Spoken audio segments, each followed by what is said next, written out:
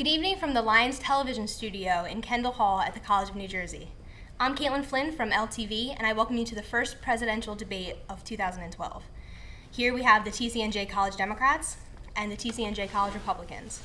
Tonight's debate will primarily be on domestic policy, issues facing the United States, including the economy, healthcare, the federal deficit, and other domestic issues. It will be divided into roughly 3 30-minute segments.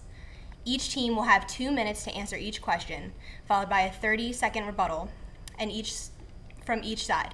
Direct exchanges between the debaters and the moderator follow-ups are permitted after each side has had 2 minutes to answer each question. The specific subjects and questions were chosen by me and have not been shared or cleared with anyone. Now I'd like to introduce you who will be debating tonight. For the College Democrats, we have Michael Griffin, Zachary Ellis, and Parth Parikh. And for the College Republicans, we have Tom Finninger, Matt Hemberg, and Ryan Manheimer. So in this race, we have 2 dramatically different candidates. For the Democrats, we have Barack Obama, who as a candidate in 2008 was unifying and inspirational, but is no longer the candidate. He is now president and has to defend his record against a Republican businessman and former Governor Mitt Romney. Governor Romney promises changes and fiscal responsibility, but can't seem to rally his base. We'll start with the Republicans. Why should Mitt Romney be elected president? That's a nice broad question that we can take, I think, and run with for more than 2 minutes, but keep it short. Mitt Romney has a record that is one of success. And if you're looking to elect someone who's going to be successful, Mitt Romney's the person. Barack Obama, as you said earlier, Caitlin, as candidate was hopeful, inspirational, was really that kind of candidate people could get behind, but had no record at the time. He was in the Senate for a short period of time, didn't really have any executive experience, but people ran and got behind him on this hope and change message. Now he has a record, and it's a record of failure and continued failure. When Mitt Romney comes into these debates, I think in a few weeks, we'll see that failure emphasized on the stage. But I think what you really have to look at with Mitt Romney is his experiences, just like you would have to look at with President Obama. At Bain Capital, he turned companies around. At Massachusetts, he was a job creator, unemployment was low, and he was able to move the economy in a direction that we need, the national economy, to move in today. He has a vision for our country and our economy that focuses on pro-growth, pro-job, really, message, which we feel is one that American people will embrace coming November. Okay, thank you. College Democrats, in 2 minutes, can you please state in an opening statement why President Barack Obama should be reelected? All right, yes, I would like to take that one. And I agree, that could definitely go on for a little bit longer than 2 minutes. That's why we think he should be reelected. But I guess in the short side, in the interest of time here, I'll go with, because we need to continue the work that was started in 2008. Because Obama was elected with a mandate to fix the country, to change the direction we were going in, to do something different from what we've experienced in the past during the George Bush era. And he started that. He's done, regardless of what some people may say, he's actually done quite a bit. The health care law, as people like to call it, Obamacare, was something that he campaigned on strongly, and something we now have. If you want to look at, I guess, the economy, we'll go there because that's pretty important to our Republicans here. Obama's done a lot to stop that landslide. People, when they ask, were you better off 4 years ago? And people say no, that's completely ridiculous, because 4 years ago, during this time period, we were hemorrhaging over 800,000 jobs a month. That type of economic landslide or backslide into one of the greatest depressions that's occurred in almost anyone's living memory, with the exception of the people who lived through the Great Depression, has stopped because of the policies of Barack Obama. And if we continue to allow him to work, to go through and to overpass this Congress, to the gridlock that we've seen, if the Democratic ticket is elected and we're able to continue our work, I think we can see a lot more progress in our country, and we'll see things improve and to get better. And that's why I think we should re-elect Barack Obama. Okay, thank you. Before we move on to domestic issues, we'll like to ask each side what their opinion is on the current conflicts in Egypt and Libya. For those who don't know, last Tuesday, the 11th anniversary of September 11th, protesters stormed the U.S. Embassy in Cairo and tore down the American flag, replacing it with a flag stating the Shahada, or Muslim proclamation of faith. Quote, "There is no God but Allah," and Muslim is his messenger, end quote. On Wednesday in Libya, prosecutors attacked the U.S. consulate in Benghazi, killing American ambassador to Libya, Chris Stevens, as well as 3 staffers. We'll start with the College Democrats. How, if at all, President Obama's foreign policy in Libya contributed to this attack? And how, based on his previous records, do you think the president will go forth in his quest to, quote, serve justice? Thank you. I'll take this one if that's all right. Go for it. So there's no question that we live in a very volatile and capricious political landscape, not only in the United States but abroad. And I think that the recent crises in Libya and Syria also, and Cairo, show that the United States and the Western countries in the world right now are facing a lot of problems, are facing a lot of animosity from Islamic communities, from communities all around the world. I think that Barack Obama's multinational, multilateral approach to foreign affairs is something that we should embrace. And especially in this, again, volatile society, we have to give the power of the presidency to someone who can handle these issues in a very robust manner, in a manner that's going to tolerate all sorts of people. We can't put someone into office that's going to generate more animosity. We can't put someone into office that can't handle these sort of situations. I think that President Obama handled the situation in Libya in the best manner possible. Unlike his predecessor in Iraq, he did gain UN approval. He did go in with a multinational and multilateral cause and with a coalition, and we did not lose a lot of lives there. So the animosity that occurred is not a lot to do with the politics, but had a lot to do with the media. And that's something that politics can't really control. But I do think that Barack Obama is doing the best that he can possibly do to mitigate the situations in the United States and in the international community. Okay, thank you. College Republicans, how do you think Mitt Romney would differ than the president in the situation in Libya? Well, first of all, Mitt Romney would take a very decisive role as contrasting from what President Obama did, which was an indecisive course of action. He said that Egypt is neither our friend nor our ally. Well, then what is he? If he's not our ally, if Egypt is not a friend, then what is it? Is it an enemy?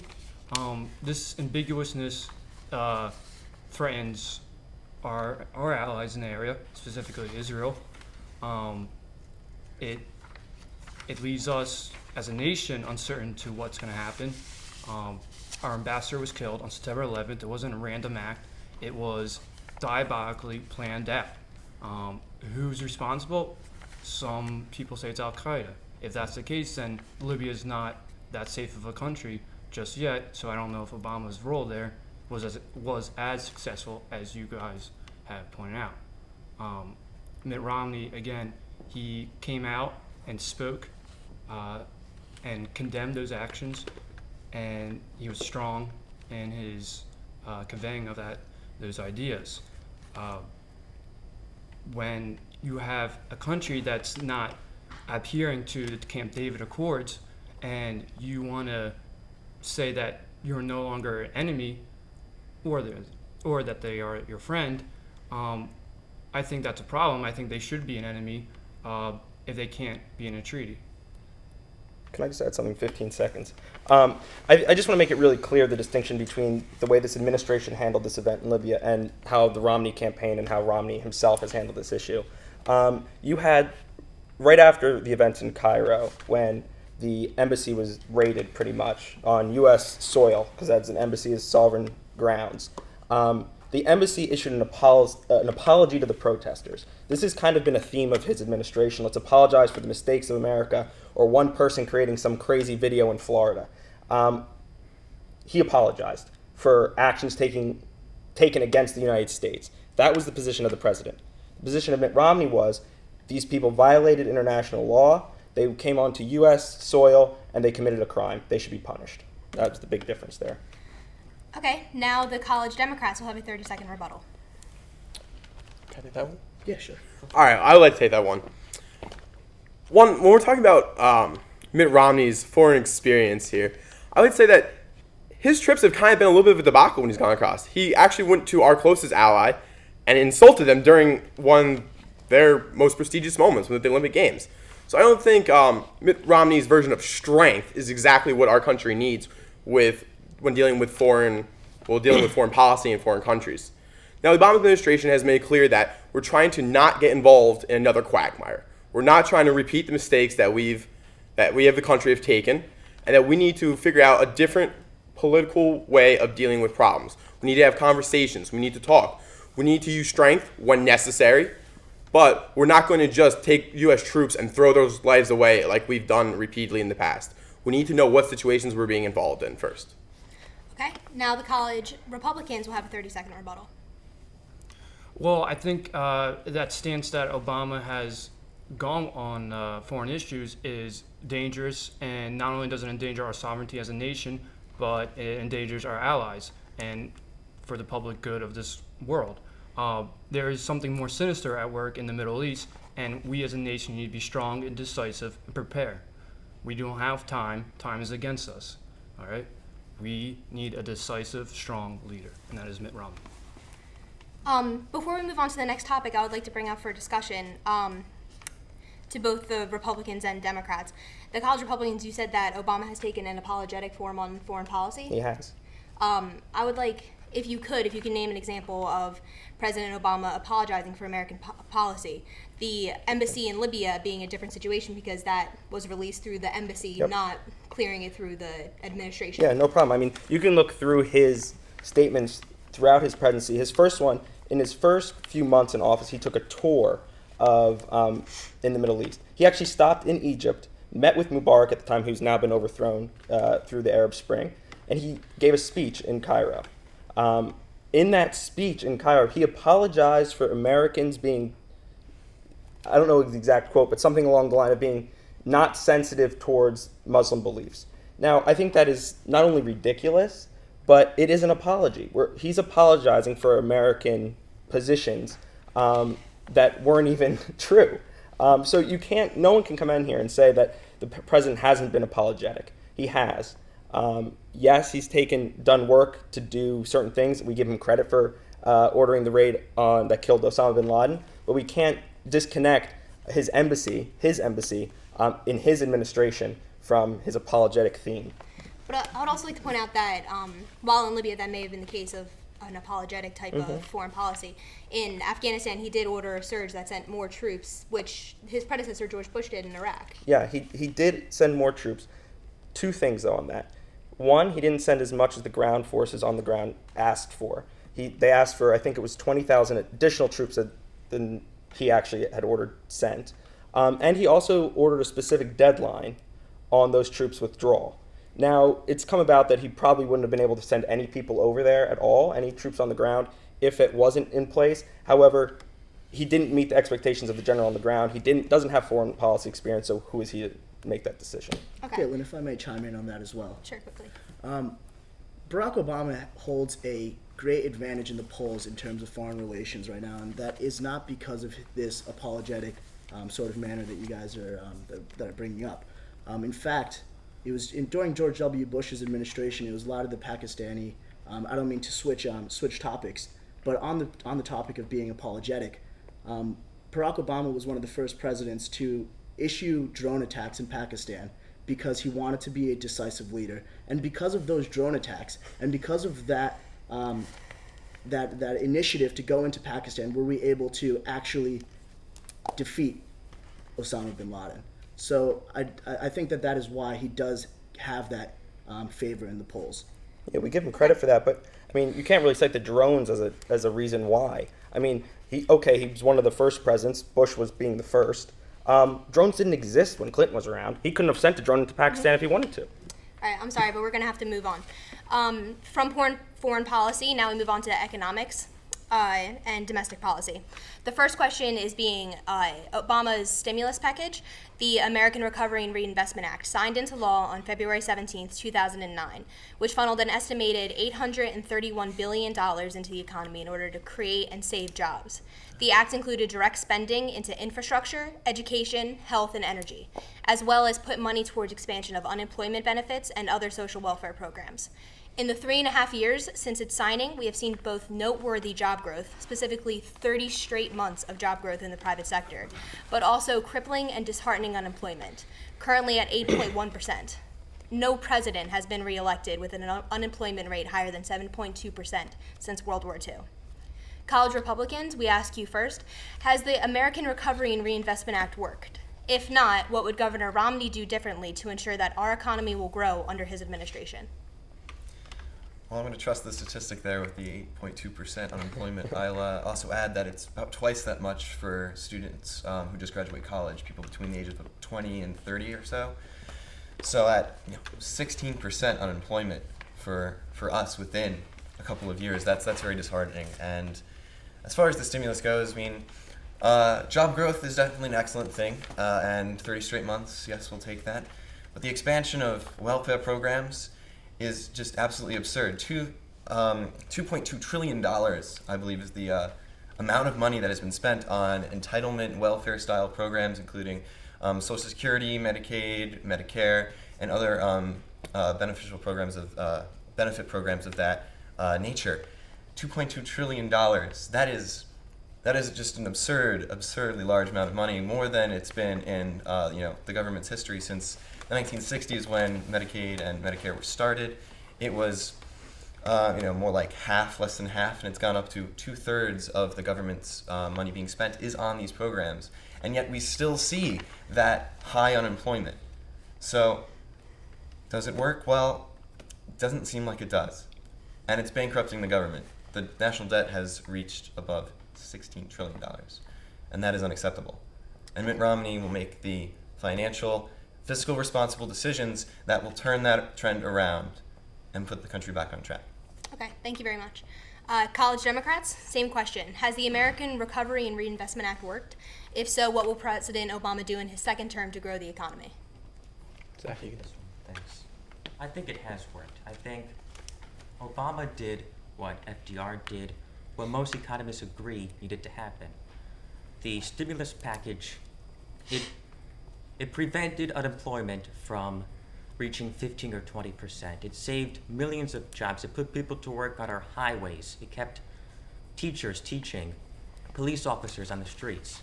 I think it kept America a safer place. And I think they bring up that it's at 8.2% unemployment. Was it completely effective? No. Did it fix 30 years of mistakes? No. But it did decrease unemployment from, it was over 10% down to 8.2%. Without the package, it could have been 15 or 20%. If there was more stimulus, if the Republicans didn't block Obama's jobs plan and try and almost hold the country hostage and try and prevent anything good from happening, I think unemployment could be much lower. Okay, thank you. Now, College Republicans, you will get a 30-second rebuttal. Yeah. I mean, let's try to define success here. If success is 43 straight months of unemployment over 8%, successful. If success is a 63.5% labor force participation rate, which is a low since 1981, and if we're just looking at men, it's the lowest in history since it's been recorded in the 1920s. If that's success, this president's been successful. But what he's been successful in our opinion, is failing. He's had policies that have spent atrociously large amounts of money and has misdirected these amounts of money to places that favor his supporters in terms of unions. If we take GM, for example, if we want to look at the auto bailout, yeah, GM is alive. That's one of the big slogans, right? As a former disgruntled GM shareholder, I can tell you we were put out to dry through this program. He single-handedly gave the union control of General Motors. So is General Motors today a more efficient company? Absolutely not. Its employees are earning 2 or 3 times that of its competitors. They're uncooperative. A resource just came out recently and said that the Volt was taking almost $35,000, $40,000 loss per vehicle. If that's your success, this president has been successful. If you feel that you want growth, he hasn't been. Okay, thank you. College Democrats, 30-second rebuttal. Could I take this one? Yeah, of course. You guys say all these bad numbers, but you don't explain why they exist. You don't. It's like you woke up. It's like you had word around 4 years ago when the economy crashed. Obama didn't crash the economy. He didn't cause GM to go bankrupt. Clinton did. But he did. It was the. But he did fix it. The auto bailout saved 1 million manufacturing jobs. It saved America's manufacturing base. It saved entire towns in the Midwest. So if you look at his record, it's a record of job creation, of saving America's manufacturing base, of making the tough decisions. Yeah, let me just say something. If you think that's fixed, you have no idea what fixed is. We said earlier, you were saying earlier, Mike, he has to continue his work, right? This president was the one who, when he was running for election, said, and I quote, "I'll be a one-term proposition if I can't turn this economy around." One-term proposition. If you think this is fixed with 43 months over 8%, you're crazy. If the two plans, the Romney plan on GM and the Obama plan on GM, Obama was, let's spend a whole lot of money up front and give them 2 months before they go bankrupt, and we'll take them through restructured bankruptcy, which they went through, which is how the union got the company. Or we had the Romney plan, let's take them through restructured bankruptcy now, let's save all that money, those billions of dollars, let's keep the workers at bay, let's start refinancing the company, and we'll be able to create those jobs. Those jobs never would have been lost through a restructured bankruptcy. Okay, college Democrats. Also, the Republicans brought up an interesting point that the unemployment rate is disproportionate in certain sectors, such as minorities or men. A quick response, and then we'll have to go to break. Do you want me to take that? Yeah, go. All right. Well, it's interesting statistics, right? Unemployment is disproportionate. Unemployment's always actually been disproportionate depending upon certain groups. The uneducated, apparently now for our time, it's the recent educated, because companies aren't as willing to hire as many new employees despite posting record profits for quite a few quarters now. All these job creators who we're supposed to be giving all this money to don't seem to want to be creating a lot of jobs for us young people who are just getting out of college, who have careers that we want to start. So I'd say, yeah, the economy, it is disproportionate. And unfortunately, we're the ones being blamed for it by companies not wanting to move forward, to not willing to accept smaller profit margins for increased worker wages or for hiring more workers. Even though that if the American Jobs Act had been passed, they would have gotten a tax credit to do it, to hire more people or to raise the actual wages. But that got completely blocked. So we won't know what that would have done for our particular unemployment range. Okay. And to add on, Sure. that's exactly why we have to invest into education. That's the reason that we have to invest into social programs, because the problem is that the people that you mentioned, the minorities and the less educated, are the ones that need help from the government. And tax break after tax break after tax break is not going to help. It's going to hurt their situation. So as long as that continues, you're not going to see unemployment rising in that area. Okay, thank you so much. We'll continue that discussion later. Right now we're going to go to a short break, but we'll be right back with more after this.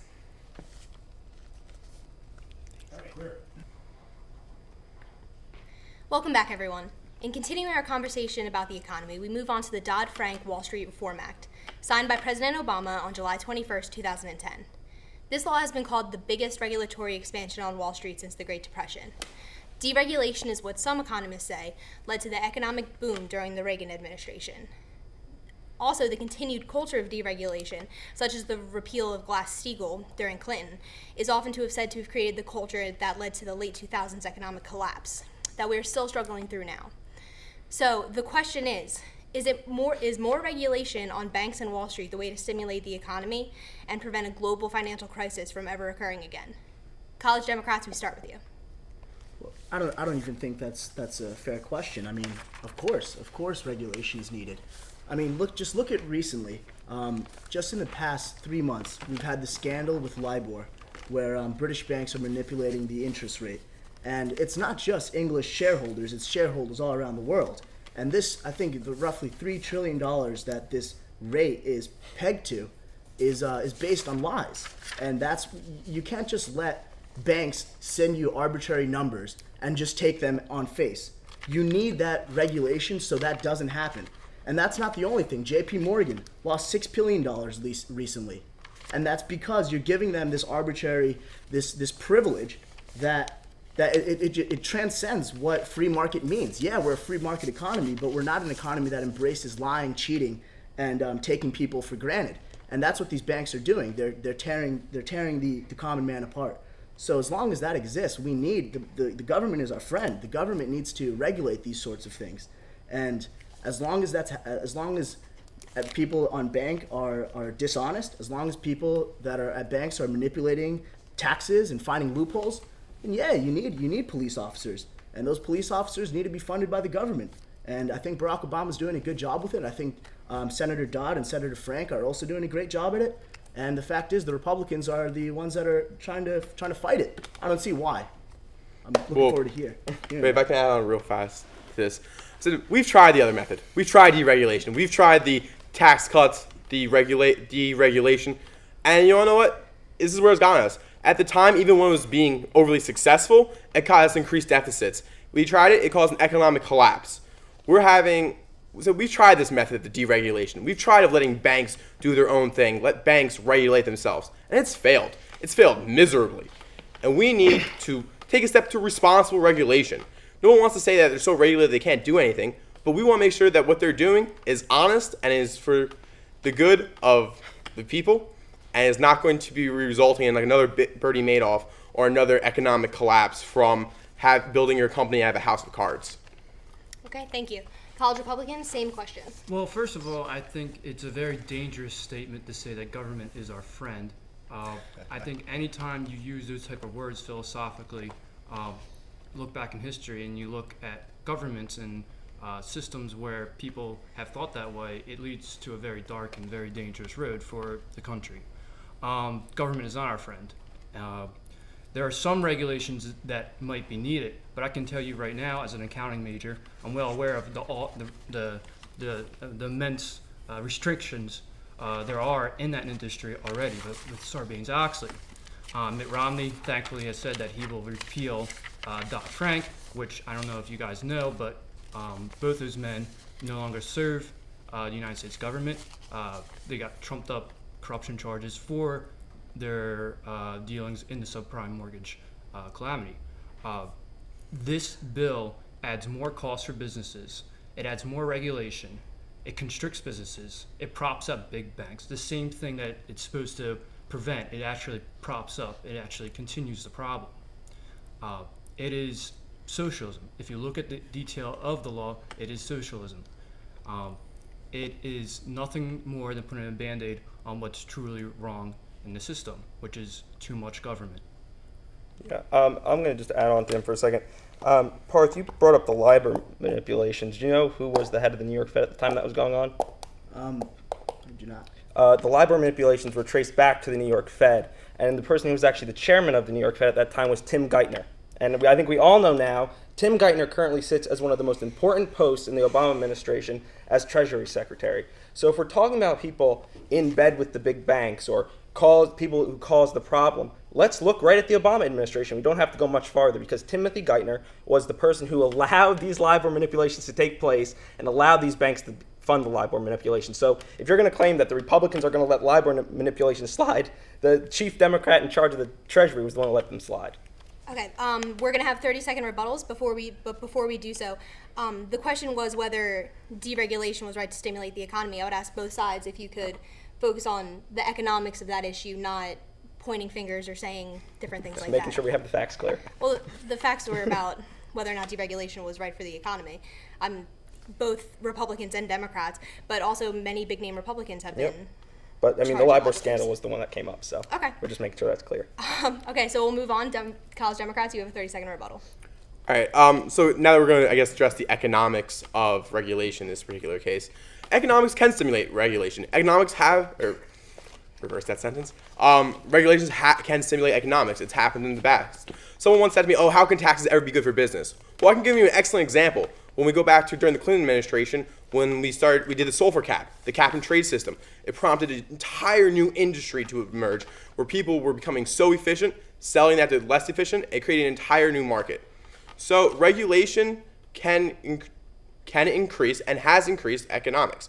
In this particular case, regulation will help us because it will provide certainty. It will provide people understanding what's allowed, and it will allow us, the people, to have faith in what's going on with our banks. We're no longer be afraid that someone's just going to run off with our money in a manner that's legal. At least they'll be illegal. Regardless if they're Republican or Democrat, we have something to prosecute them. Okay, thank you. College Republicans, a 30-second rebuttal. Well, I think more regulation is worse. the idea that we need more progressive, another word that means progressive socialist, more socialist regulation, will cost the country. It has costed the country already. It requires businesses to hire more people to understand the regulations, more people to do their bookkeeping, to do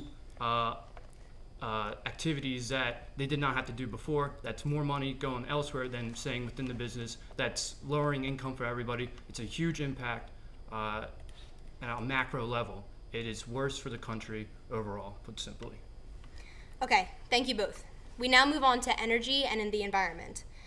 Foreign oil has been called one of the greatest weapons of mass destruction in the world because foreign nations, particularly unstable nations in the Middle East, have vast amounts of oil that our country depends on in order to supply our ever-growing energy consumption. In the 4 years President Obama has been in office, we've seen the nation's highest expansion in alternative energy, but this has also diminished the domestic energy sectors such as coal. College Republicans, how would Governor Romney help America end its dependency on foreign oil, as well as grow energy-related jobs? How will these policies protect the environment from future destruction? Yeah, no problem. We can answer that. I think the biggest thing, Romney has come out with a pretty comprehensive energy plan. And that energy plan is everything's on the table, whether it's natural gas, oil, green technologies and solar and wind, and biofuels. Everything has to be on the table if we're going to be moving forward. However, right now, in the current environment, oil is the thing that is feeding the economy. And I agree with the quote that foreign oil is kind of like a detriment to our economy and our country right now because we're really fueling people with billions of dollars each year in money that we're taking in oil, and we have it here at home.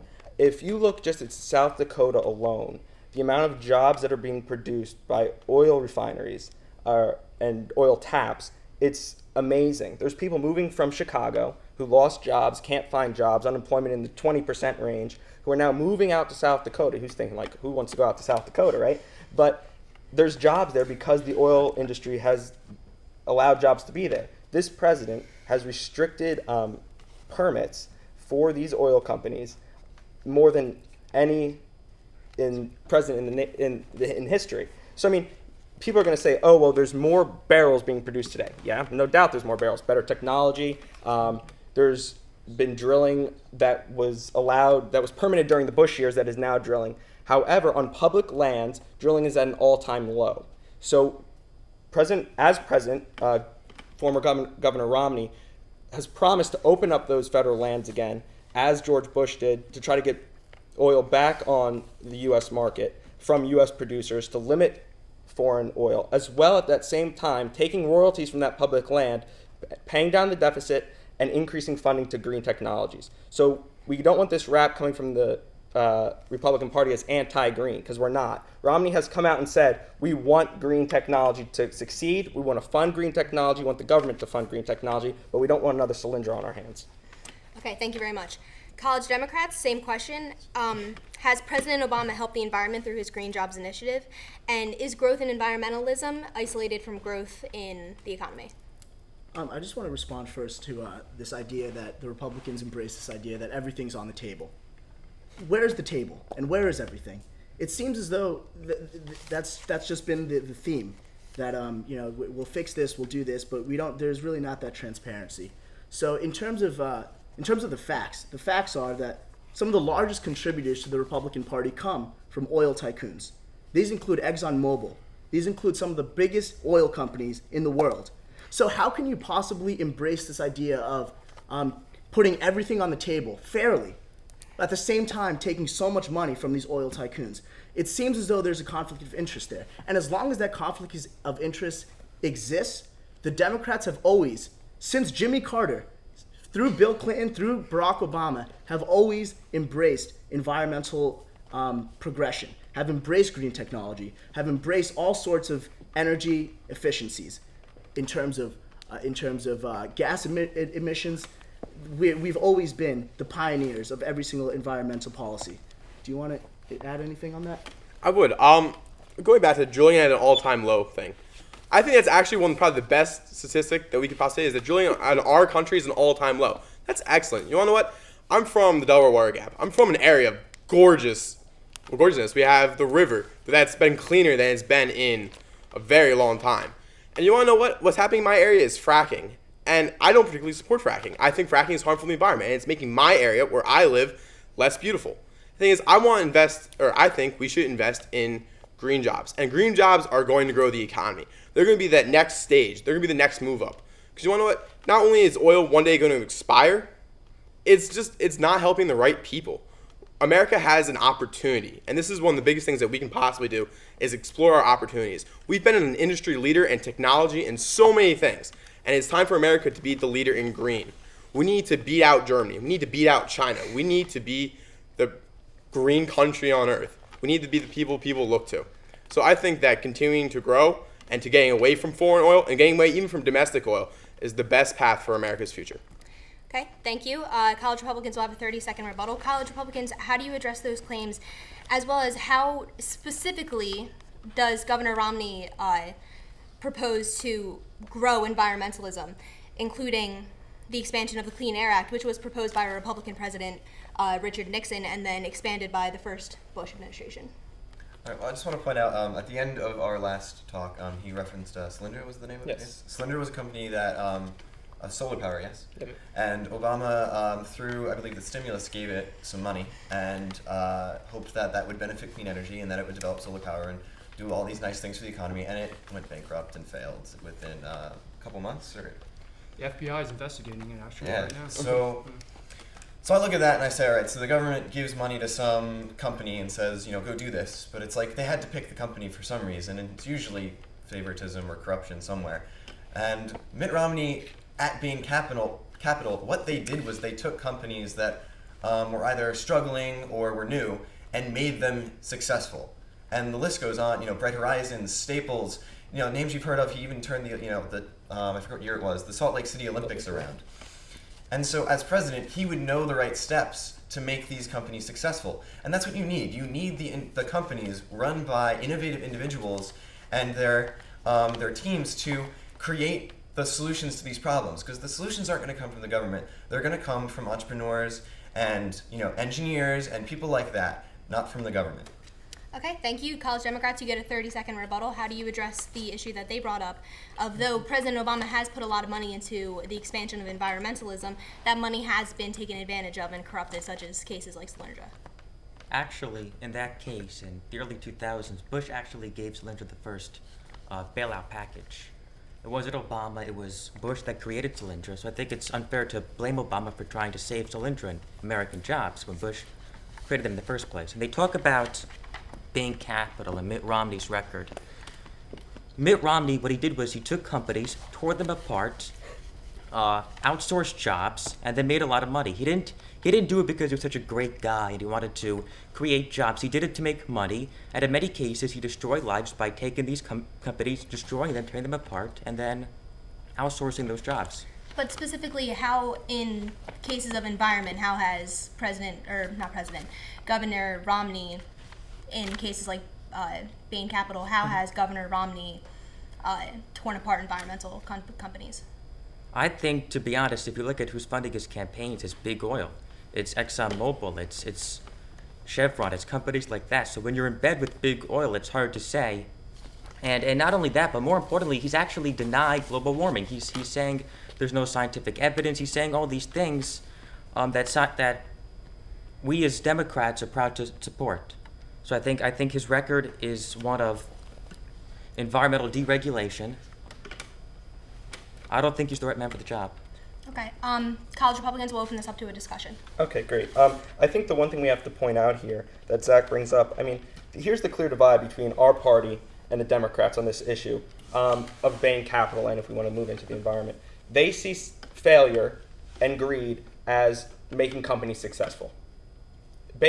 Target, you see Target around today? You can go to Target, buy your notebooks and whatnot. There's companies like Bright Horizon and others that are still open, profitable companies. You have a campaign in the Obama campaign that is running away from the record because that's all they can do at this point. You have them going after Mitt Romney on the air through a super PAC, which they're going to claim they're not linked to, that's saying Mitt Romney is connected to the death of a woman because her plant shut down a year and a half earlier then she even was hospitalized. This is what it's come down to. This is what the debate has been put down to, because he has no record on these issues. We're talking about the environment. I mean, if we want to really talk about campaign finances, I mean, check your numbers. BP, anyone remember that massive oil spill out in the Gulf? Who's the big funder from BP? President Obama. Huge fund.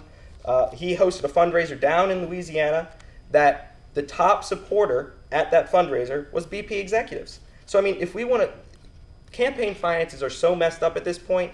You can't point fingers at us. We can't point fingers at you. We have the Koch brothers on our side. You guys have George Soros. I mean, you have super PACs. We have super PACs. It's a complete and utter mess. So we can't get into that debate because there's no winning side. But I really don't think we're that far apart on the environment. We believe there should be some regulations. The EPA exists. And just because you guys were the ones who might have had a president seated that created the department doesn't mean you get to claim every success it's had since its inception. We were, though we're not having the debate about campaign financing. You bring up BP, though, which was the largest oil spill in American history. Did billions of dollars in damage to not only the economy of the Gulf, but also to the environment. President Obama has taken steps to expand programs such as natural gas and solar, wind power, things like that, so that we can wean ourselves off of oil. Mitt Romney states that he wishes not to expand alternative energy, but rather to bring more drilling onto us and bring more drilling onto our shores. Possibly another disaster such as BP may happen. Well, I just want to add that tens of thousands of tons of oil that was leaked into the Gulf was consumed by bacteria. I'm not supporting what happened, but I'm saying that it was contained, and where the Louisiana coast is doing much better now. But I just want to point out real quick, I would rather have a candidate that spoke against global warming, because it is left for the experts. It's not left for politicians to decide. It's left for the private market to decide and take proper management. If I may, Okay. Mitt Romney actually did say that global warming, the evidence for the severity of it is inconsistent. And Okay. that is why he is low on the fence about it. So I'm I just sorry, wanted we're going to have to wrap it that. up. Our next topic will be healthcare, a topic which affects 1/6 of our budget as well as 1/6 of our economy. I'm sorry. The Patient Protection and Affordable Care Act, informally known as Obamacare, was signed into law by President Obama on March 23, 2010, and then deemed constitutional by the Supreme Court in 2012. This has since divided the nation on the reach of government power versus the responsibility the government has to care for its citizens. College Democrats, starting with you, was the ACA the right prescription for America's broken healthcare system? I guess I'll take that one. I would say that I think it's a step in the right direction. Believe it or not, my personal feelings about the Obamacare was that it didn't actually go far enough. What we do get out of it is a lot of things that I think are excellent, and it's an excellent starting point for getting a more comprehensive healthcare in our society and improving it. But I mean, what we're doing is when students are allowed to stay, or children are allowed to stay on their parents' insurance until they're 26 is great. I had a buddy who he got in a car accident.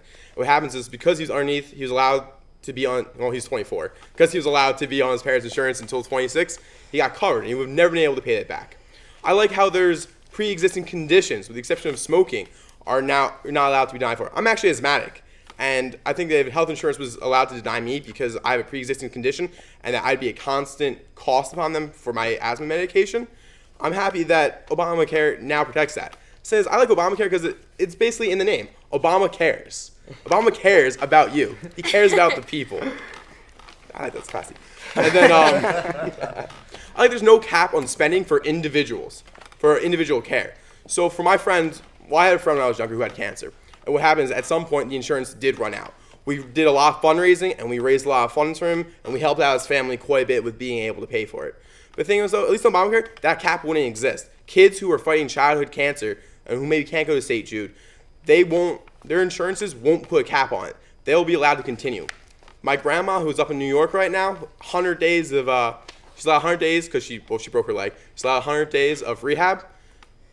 that would have been taken away from her without Obamacare. So I'm saying is, the main message of Obamacare is Obama cares, he cares about you.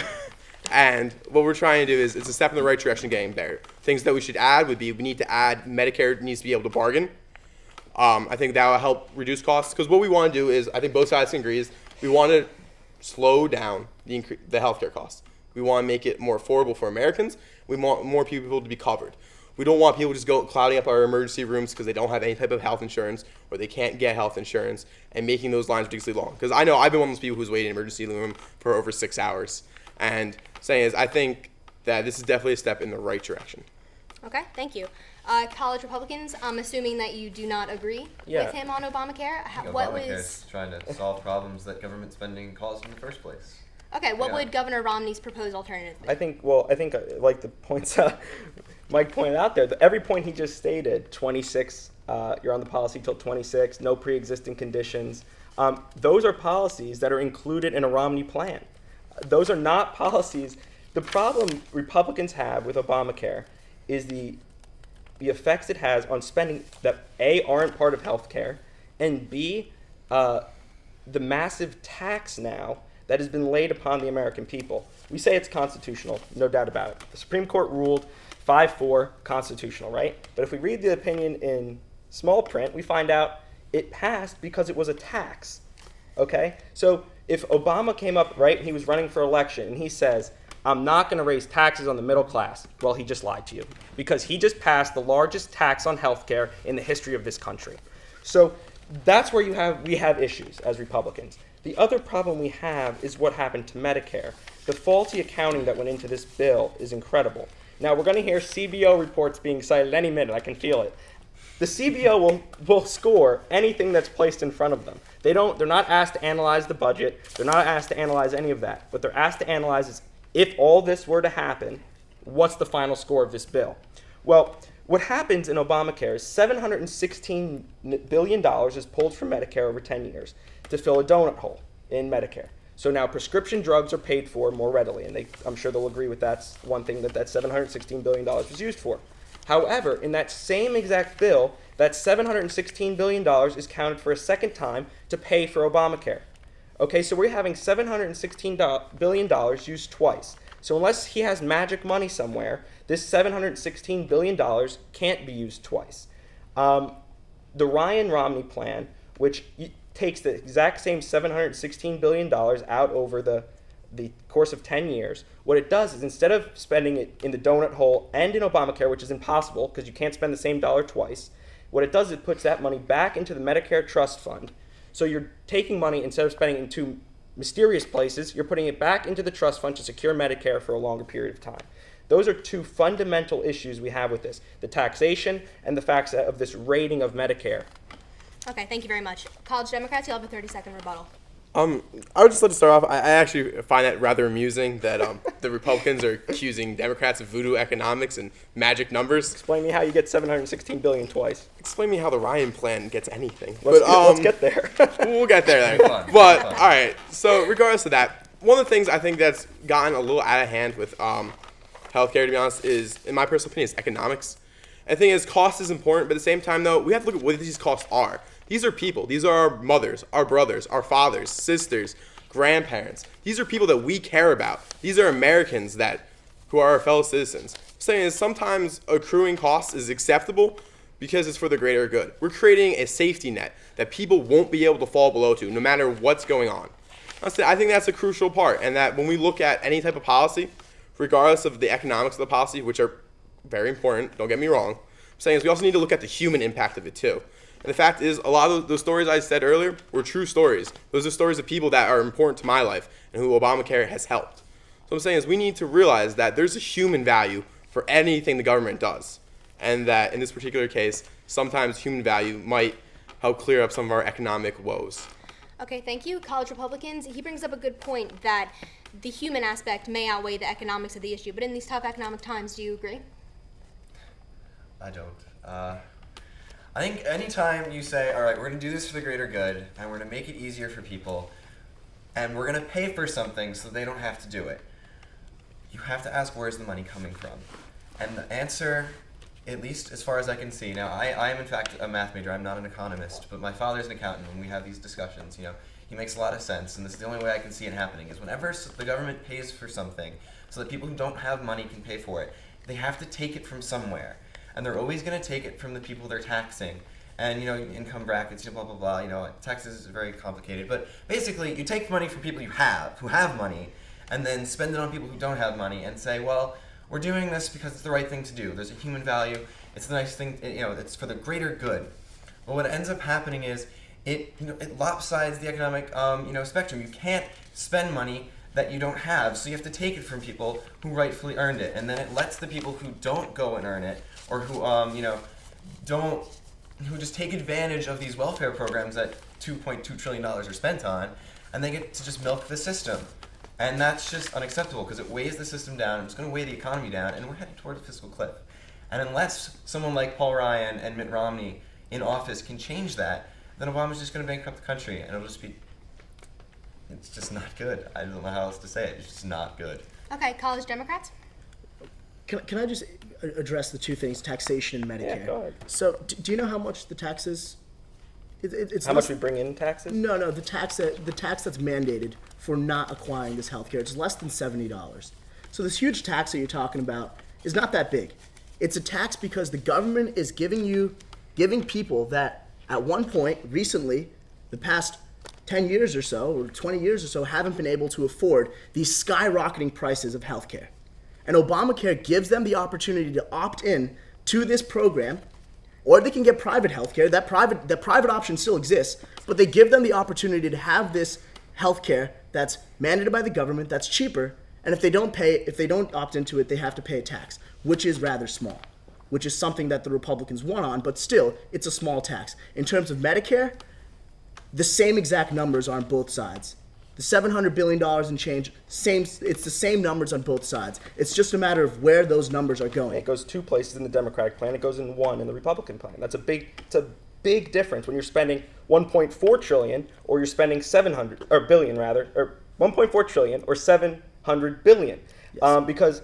So you agree that the money's being spent twice. It's either you can't have it both ways. When the ads come from the Republican Party that our plan, that the Democratic plan is going to strip money from the elderly, is going to strip money from Medicaid and Medicare, from people that need it. That's false. So is your $700 billion going to the donut hole, or is it going to finance Obamacare? The CBO, the head of Medicare, the actuary of Medicare, said you can't have it both ways. On the record, in front of the House subcommittee. So which way are you saying it is? Also, do you know the specific number of how much the average American will see their taxes increase because of Obamacare? More than 70. $70? More than 70. More than 70?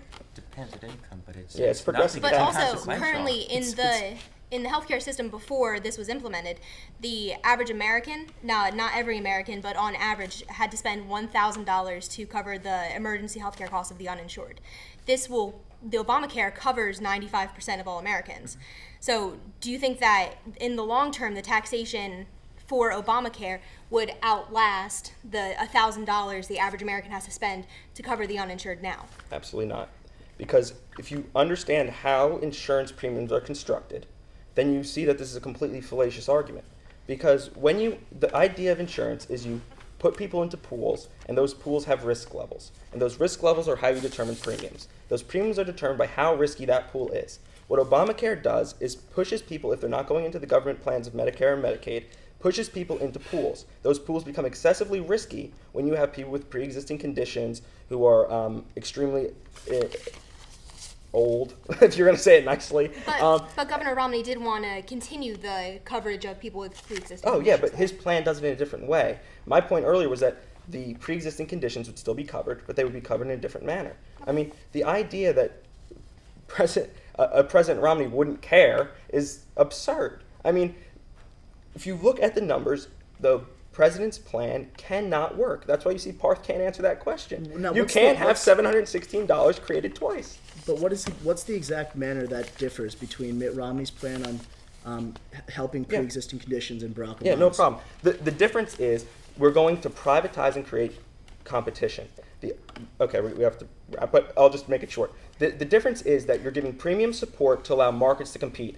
shutting down, because right now if I'm in New Jersey, I can't buy insurance out of a company in Utah.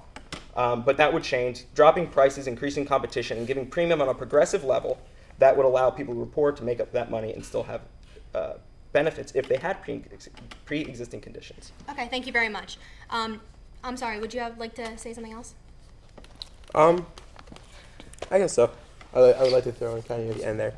So, Romney's plans then, right? It's different than what his plan was in Massachusetts? Yes, because it was a state-based option in Massachusetts. So how would Romney's national plan then influence Massachusetts' plan? Would the national plan supersede his already plan in Massachusetts? The state level now can have their own programs. It's true. Governor Romney does, in his quote for his healthcare plan, he does say that it is up to the states to determine their level of healthcare. It's called the 10th Amendment. I know. I was just wanted to be a little bit more informed. Okay, now we will take a short break, and we'll finish our debate after this. Welcome back, everyone. Next, we move on to education and social issues. This is for both sides. What is your candidate's opinion on the Chicago teacher strike? Since the strike is not a matter of federal responsibility, we ask if your candidate stands with the city of Chicago or with the teachers union. College Democrats will start with you. So I guess I'm taking this particular question. All right.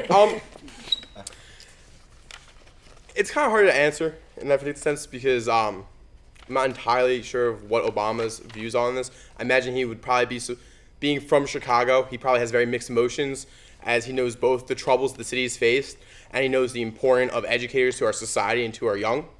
So I imagine that any feelings the president has on this is kind of a very hard and confusing emotion. I know personally I'm the product of two educators. My dad was the vice principal. My mother was a sixth grade teacher. They're both retired, thank God, because the state of New Jersey is horrible for teachers now. But regardless of that particular little side of it, I do know what it's like, though, for teachers to be underpaid and undervalued for my thing. When my mom first started teaching, they actually signed into a law an increase that more than doubled her starting salary because she couldn't afford to live in the town that she was teaching in. She had to live about 4 towns away at the time in a very small apartment because that was all that you could afford on teacher salary. So teachers have spent a long time coming very far for what they're paid. And to be honest, I think that teachers still aren't paid enough, even though it's the hard times. Because you want to know, when you have a teacher, person you're trusting that teacher with is the most important things in the world to you. Ask any parent. And you want to know what? Their kids are more important to them than anything. And a lot of kids spend a lot of their time with their teachers. I know when I was younger, I spent from like 7 a.m. till about 5 p.m. with the teacher. And then my parents would come pick me up, and then like they would continue from there. So the fact that we pay these people, whatever we pay teachers, depending upon where you live, is their salary is deserved because they are taking care of many Americans' most important aspect of those Americans' lives, their children. And they deserve to be compensated for that because children are our future. Okay, thank you very much, College Republicans. Yeah, say firmly here that Mitt Romney stands with the city, saying that he doesn't believe that this teacher should be getting raises that they're requesting in the 25 to 34% range. That's why they're holding out. Mike says that these salaries are deserved, these raises, maybe not the raises themselves, but the salaries they're getting. The average teacher salary, the normal teacher, okay, in the city of Chicago is the highest average of any large city in the country. They're making roughly $76,000 a year, while the average person living in the city of Chicago makes just over 40. Median household income, so 2 people living together would make roughly a little over $40,000 a year.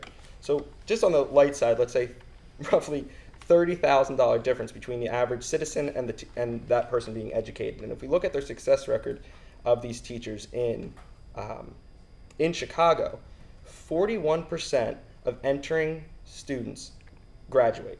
That's almost 60% dropout rate in the city of Chicago. Of those that do graduate, 10% are proficient in math and reading. 10%. If you're an administrator and you're writing down contracts, do you think someone who allows their students to become 10% proficient in a subject deserve a 34% raise? They were offered 16% raise and the union turned it down. I'm just going to quote our Governor Christie here because I think he put it pretty right on, that we stand with the teachers, not the teacher unions. because the teachers union, is the one that's holding up this negotiation. You go out and you talk to some of these teachers on the street, and you watch interviews or you read the negotiations. They say we want to be in the classroom, and I agree with Mike. We want students with their teachers, but you know what? The union's not letting that happen. And the president, I can tell you right now, hasn't come out with a statement supporting either side, but one of his largest campaign donors is coming from the union in Chicago that's heading up this negotiation. So, in a rare feat, we're siding with Rahm Emanuel on this one. Okay, thank you very much. On to student loans and college education. Here at TCNJ, many students depend on federal loans in order to attain the college education. Here at TCNJ, higher education is the most competitive part that we can have in our economic success. In the last 4 years, President Obama has passed bills in student loan reform, community college initiatives, the 9/11 GI Bill reform. College Democrats, I ask you, what does President Obama plan to do in his second term to make college more affordable for students? Well, I can tell you one thing, a lot more than if President Romney would do. Just recently, I lost my Pell Grant. I lost Stafford subsidized loans, and it's taken a toll. I can't having difficulty paying rent. Picked up 2 jobs now, trying to afford college, and I consider myself a hardworking kid, and I'm sure that there are thousands of other kids like me. We have to make sure that our government invests in us. I don't want to see a government where Pell Grants are being stripped for people that can't do what I'm doing, or people that can't take the emotional intensity of working a couple jobs, or fighting with their parents over trying to get more money. That's not what the government is there for. The government is there to increase the likelihood that students are going to graduate from high school, increase the likelihood that students are going to graduate from college, and increase the likelihood that students will graduate from master's programs, PhD programs, so they can compete not only at a national level, but at an international level. And that is only possible if the government continues to subsidize these programs, like the Pell Grant, like subsidized Stafford loans. And as long as the Republican Party wants to strip those or deplete those funds, more problems are going to arise. And that's not how you invest in the future. That's how you move backwards, and that's how you put money into the wrong hands. So that's I think that President Obama, he will make college more affordable, and I think that's one of the key arguments against the Republican Party and against Romney and Ryan is particularly Ryan's plan on pretty much destroying the ability for college students to pay for their college tuitions. In fact, he said, "We're not going to give you money to spend on we're not going to give you money to pay for college tuition. We'll get you a job." But the fact is, how can you get a job if you don't have a college tuition? So as long as that reality exists, it's just a paradox, and it's not going to work, and it's just Republicans running in circles over and over again, just as they do always. Okay, thank you very much. College Republicans, does Mitt Romney differ than the president on this issue? And if so, what would he do differently to ensure America's competitive edge? All right, well, I'll hand it off to you guys at the end because I think you know Romney's plans a little bit better. But I just want to point out that these programs, these Pell Grants and Stafford loans, don't help anything. The Pell Grants have been increasing and increasing and increasing because college costs have been increasing. But the thing is, every time Pell Grants get increased, college costs get increased a little bit more. They just keep absorbing it because the more money that we'll give to students, the more money they can pay. So we'll just charge more. And the percentage of underrepresented, underprivileged people who would be benefiting from these Pell Grants hasn't gone up since they were started in, I believe, the 1970s. It hasn't increased. You're supposed to be helping this group of people. And they're still not getting to college. They're still not graduating from college. And TCNJ is one of the lucky colleges. It is much less expensive than other schools, and it does have a very high graduation rate. But of those who graduate nationally, only 50% are employed. The other 50% are underemployed or unemployed. And that's just those who graduate. I don't know the statistic for how many who actually graduate, but I know that TCNJ is like 84% is well above the national average. I think it's in the 40s.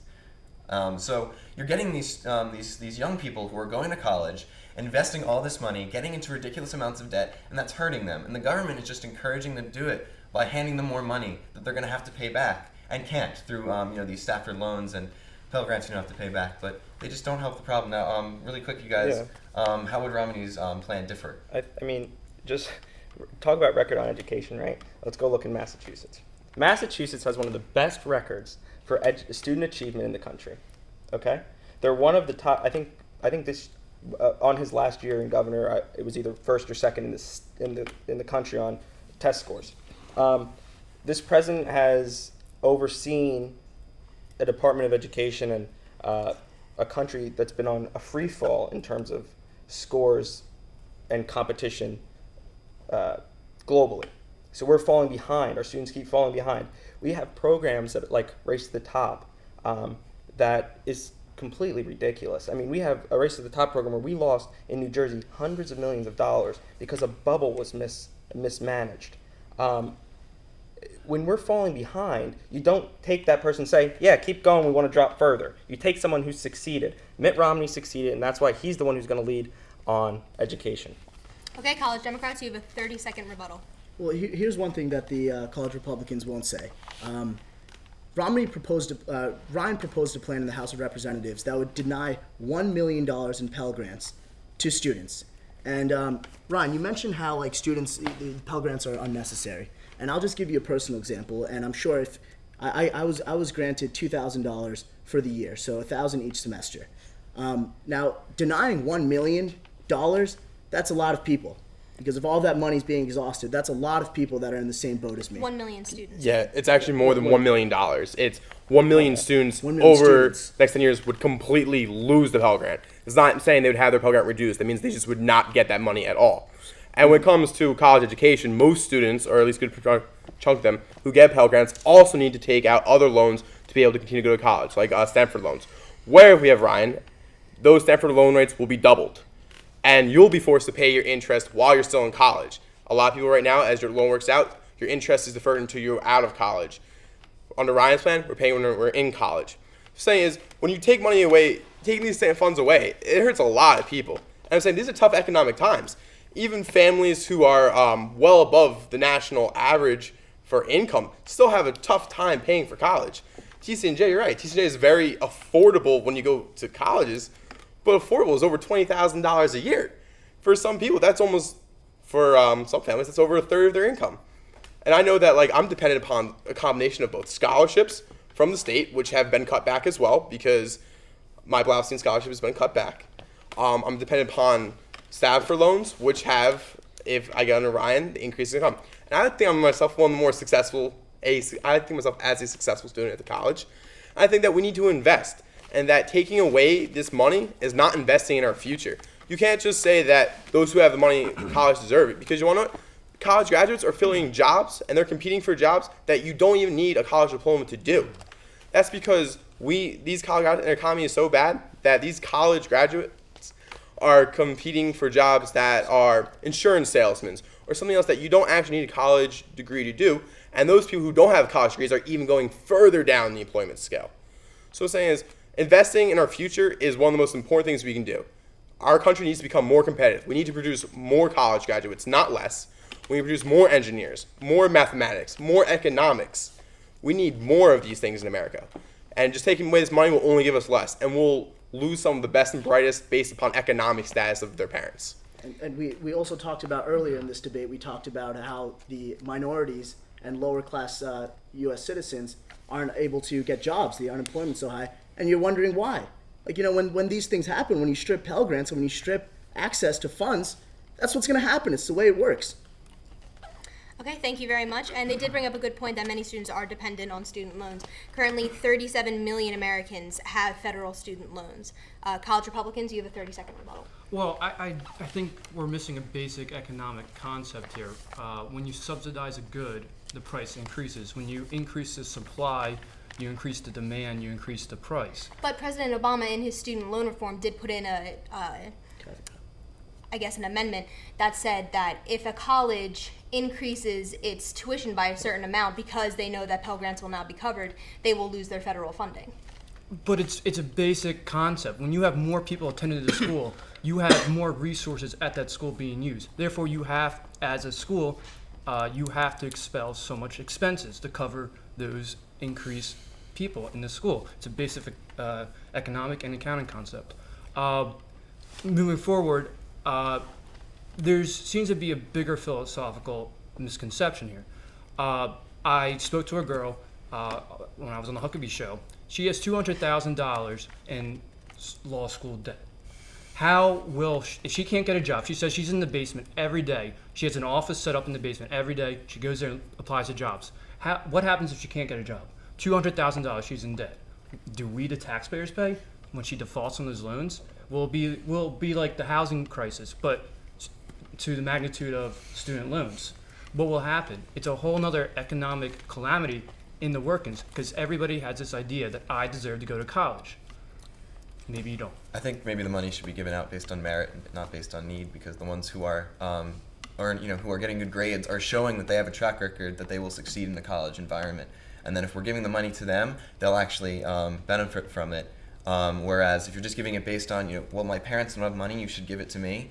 Well, maybe they're not the best students. Maybe they are. I mean, you guys are obviously very good students here at TCNJ. But nationally, you're giving out all this money to people, and maybe 60% dropping out. That's a lot of money going to waste. So if a student is, say, a B- or C+ average student, as opposed to an A+ student, you would deny them the right to a college not the right, but the privilege to a college education Mitt Romney because would. they can. Mitt Romney wouldn't. Well, Let's clarify this right now. I got a little carried away I with want my to make own sure everyone beliefs. out there knows Mitt Romney supported the plan to keep student loan rates low. He supports broad-based student loans. Let's remember, guys, who's on the top of the ticket? It's not Paul Ryan. It's not the Paul Ryan plan that's going to be governing the White House. It's Mitt Romney, okay? Mitt Romney was a leader in Massachusetts on education. The Paul Ryan budget, if you want to demonize it so much, you're going to have to demonize some members of your own party because they've signed on with support. Senator Rob Wyden said, let's go, this is the plan we need. Rob Wyden, Democrat, okay? He signed on to this. Someone who is a supporter of the president has signed on to this. But he's also not on the ticket for the Democratic Party. I'm not saying it is, but my point is if you're going to demonize someone who's not on the top of the ticket, let's talk about the reality of the plan. The plan is bipartisan. So, I mean, it's the best solution they've had in the Congress since. So let's remember, Romney agrees to keep the rates low, agreed with the president. And Romney is on the top of the ticket, not Ryan. Okay. Thank you very much. Our next topic will be gay marriage. On May 9th, 2012, President Obama came out in support of gay marriage, stating, quote, "At a certain time, it comes for me personally that is important for me to go ahead and affirm that I think same-sex couples should be able to get married. On the contrary, Governor Romney has held the position that marriage is between one man and one woman, and has vowed to, quote, champion a federal marriage amendment to the Constitution defining marriage as between one man and one woman. Both sides, please defend your candidate's stance on gay marriage." College Republicans, you will go first. Well, that is the best stance you can have on gay marriage. Leave it to the states. President Obama did say that, but he contradicted himself when he said the Department of Justice will stop defending the Defense of Marriage Act. So which is it? Are you going to let the states decide, or are you going to let the federal government decide? But on Governor Romney's website, right under gay marriage, it states that he's going to put an amendment into the Constitution, which would make it federal. Which would leave right, and that you let states decide because you need states. That's the complete opposite, Yeah, right? the states weren't able to decide whether or not they followed prohibition as an amendment. Every state had to follow it. You need states to agree. What's it? 2/3 of an agreement to pass an amendment. You still need either it goes to the state legislators or it takes another route. But you still need states to decide. It's not just dictatorially, and he says that's it. The federal government has this view. States must follow. If you're gonna have an amendment, you have to have a bunch of states be coalescing in agreement with each other. Okay, so just for clarification, what is Governor Romney's defense or justification for the amendment banning, not the amendment, but his stance banning gay marriage? Well, he feels personally about gay marriage in a certain way. Me personally, I believe that government should not be involved with marriage at all. I think, where do you draw the line? But Governor Romney is taking a strategic support or route and has realized if the majority of Americans in those states decide that marriage should be this way, then let it be. That is his stance. Okay, college Democrats? Let me just say one thing real quick. Letting states decide what their stance is on gay marriage isn't the same as writing a federal amendment that pretty much after the amendment is passed either ignores 1/3 of states or 2/3 of states. That's not giving all states the individual responsibility to decide. That's false. The fact is, as long as civil rights it falls into the hands of the federal government, it is a federal issue. And Barack Obama has said vehemently that he agrees with gay marriage, that states should allow gay marriage, and I think that's the best way to embrace the government. You want to say something? Let's accent. Imagine if we left civil rights up to the states, how different this country would be. We proudly support equal rights. We respect the right of others to choose how they want to live their own lives. The government should not be telling people, you can't do this, you can't do that. They have the right to choose how they want to live their lives, free of government intervention. And the Republicans, which are anti-big government, should be for this. It seems like when it comes to the economy and big business, no, government's bad. But when it comes to social issues like abortion and gay marriage, no, government should be getting into people's business, saying what you can and cannot do, and we don't like that. Okay, you have a 30-second rebuttal, possibly bringing up the issue of President Obama has championed legislation such as the repeal of Don't Ask, Don't Tell. Yeah, he's championed nothing, if we're really going to be honest here. He had, the first 2 years of his administration, he had supermajorities in both houses, okay, in the Senate and in the House of Representatives. That means he could have passed anything he'd liked. He could have passed any amendment. He could have passed the repeal of DOMA. He could have done anything he liked. What he did in supporting gay marriage was a political move. Back in 2008, he came out and said, I'm against gay marriage because I haven't, quote unquote, evolved yet. He came out saying marriage is between one man and one woman. I'm not going to sit here and defend Governor Romney's personal views because they don't personally coincide with my own. However, these issues should not be voting issues. I mean, these issues can be decided at the state level. That's where they've been being decided now. The problem is this: people can't say Barack Obama is the champion of gay marriage when he had 2 years to do something about it and he did nothing. Absolutely nothing. Tell me one thing he did in those first 2 years that championed gay marriage. Not a single thing. But I think also in the last 2 years he did repeal Don't Ask, Don't Tell, and he did come out in support of gay marriage. It doesn't matter. Yeah, it supports his political agenda now. Well, also his political agenda coincides with his personal beliefs that he thinks that gays should be married. But he said in 2008 he didn't believe that. He didn't come out as for or against it. He said that his exactly. So when opinion when it was politically convenient for him to come out against it, it was See, fine I in 2008. Okay, I'm sorry. Well, even College Democrats, you get a 30-second rebuttal. You've done this more than once in this debate where you've put words into the president's mouth. Initially, during the embassy debate, you said that the president came out with an apology. That never happened. It was the embassy.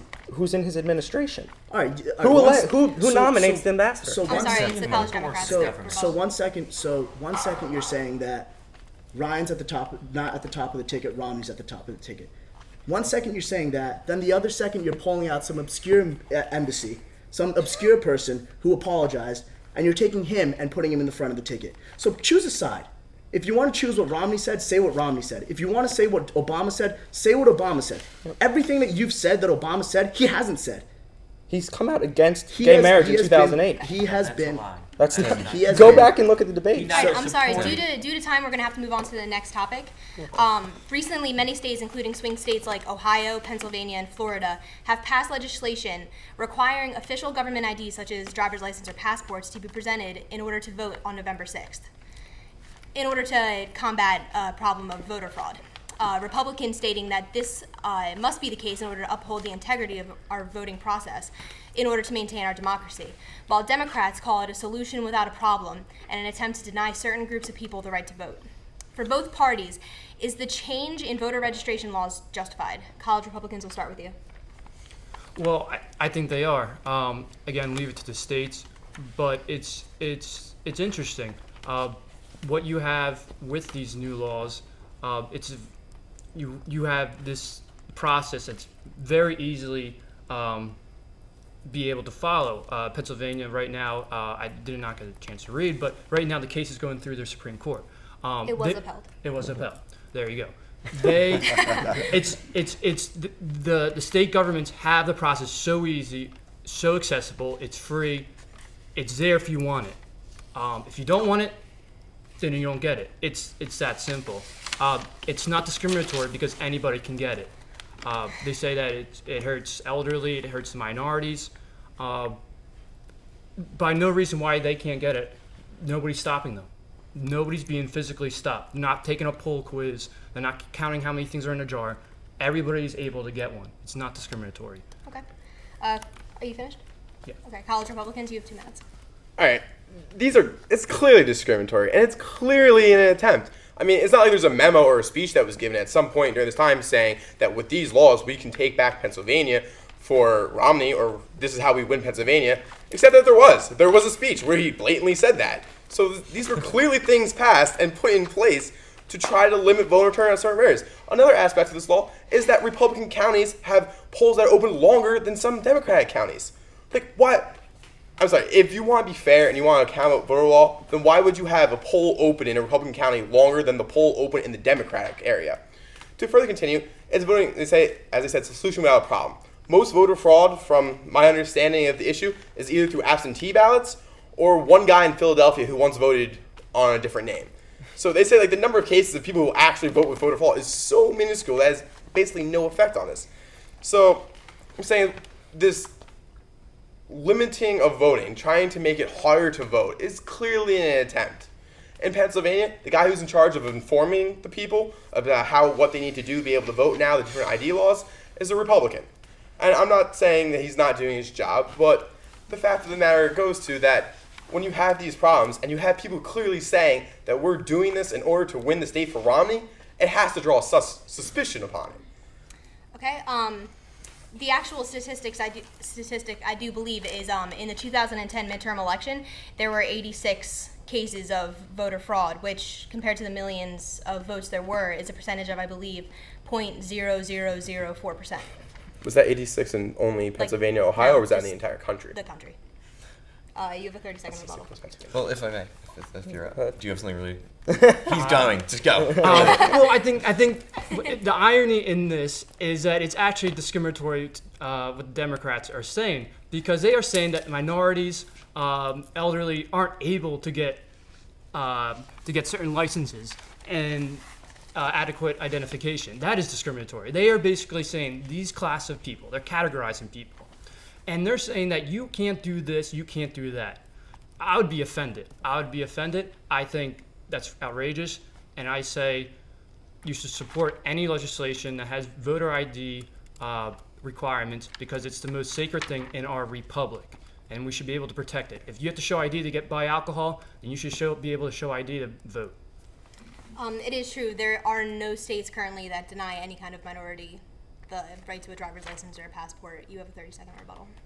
Yes, but you can't expect a 9-year-old grandmother to go down to the DMV and get a driver's license. It's just not reasonable.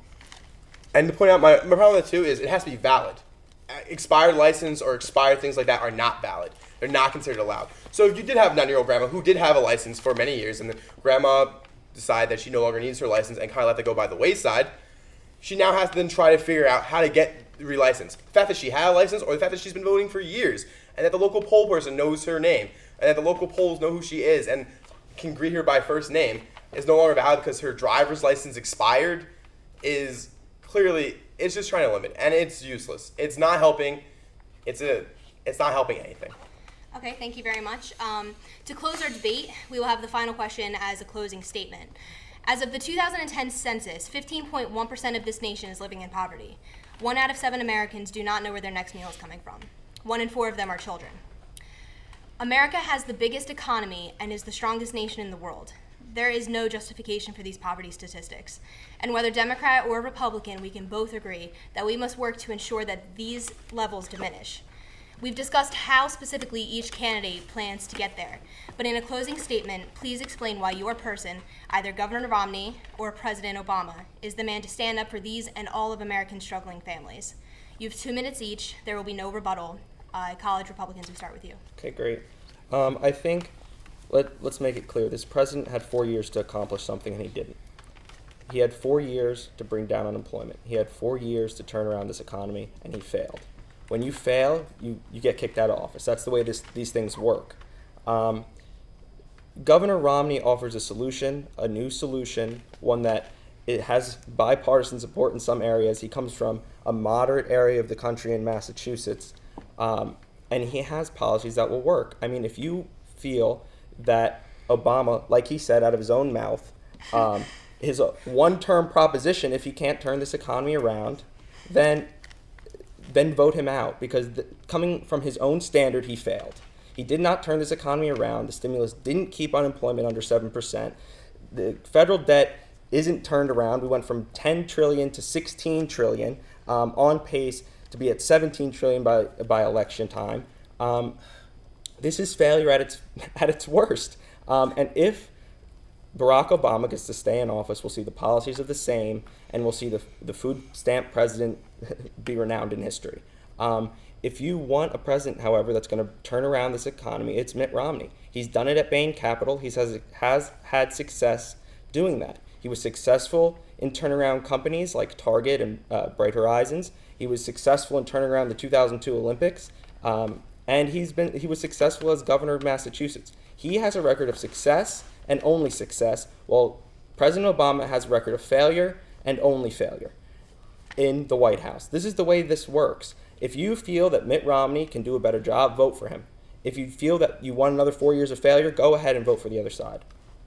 If anyone else has anything else left. And just real quick, one thing you got to realize in the greater picture of everything is this is not the Democrat Party of our parents. This is not even the Democrat Party of FDR. This is a big government, revisionist, transformative type of government that Obama will usher in the next term. It will be a lot like Woodrow Wilson. We have to elect Mitt Romney. He will allow growth, prosperity, and liberty. And that's something to keep in mind. And the facts have no agenda. And I think his economic policies are what will be the most important factor in the election. While his stance on gay marriage may be unfortunate and not what I believe in, I think the economy is the most important thing in this election, and he is the right man to turn America around. Okay, thank you very much. College Democrats, why should we re-elect President Barack Obama?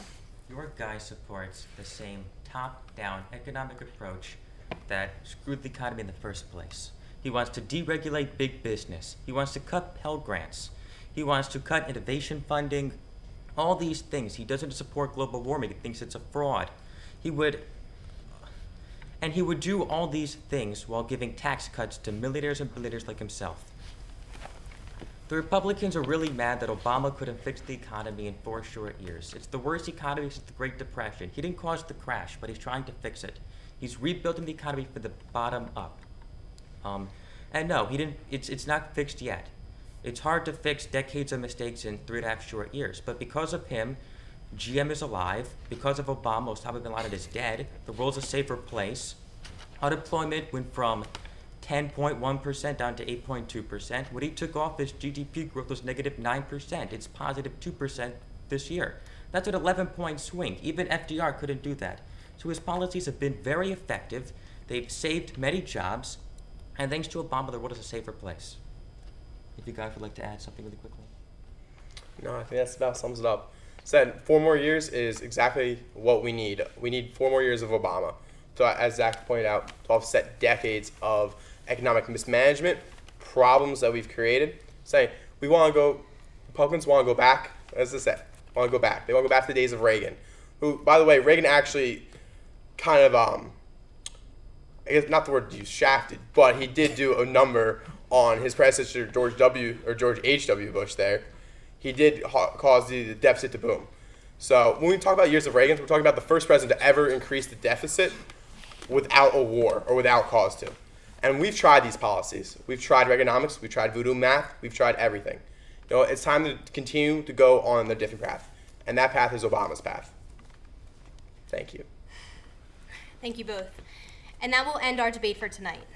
We hope you've enjoyed the discussion and the debate, and we would like to thank all of our debaters for participating this evening.